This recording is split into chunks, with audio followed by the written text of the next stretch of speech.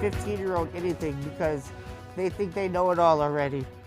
But I just want to tell you, I thought that too until I was staring at blood squirting out of my face as if I was in an old scary movie.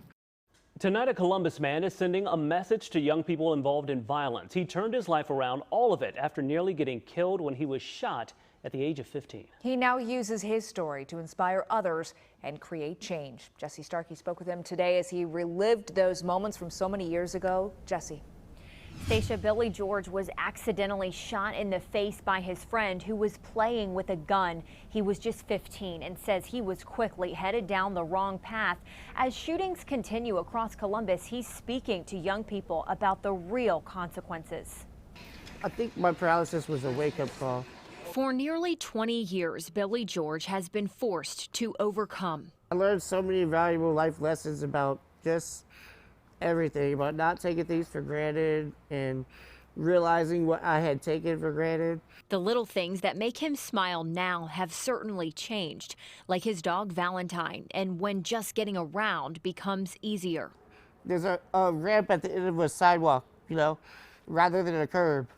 Like just the small blessings like that, we just don't count. But what has him outraged is the state of his city.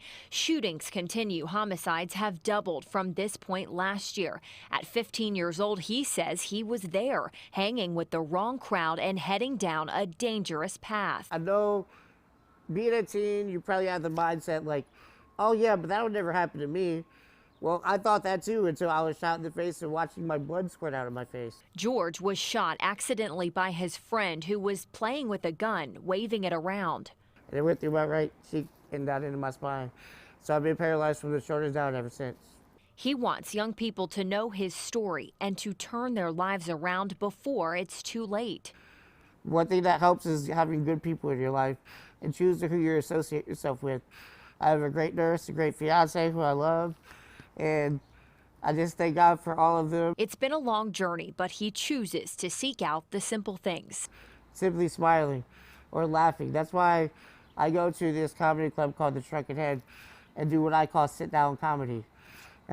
He hopes other young people will learn from his story. I mean, it can happen to anyone, especially when you're in the wrong crowd and with the wrong people. George says writing has also kept him going, from sports to inspirational articles. He hopes his story can truly make a change. On your side in the newsroom, I'm Jesse Starkey.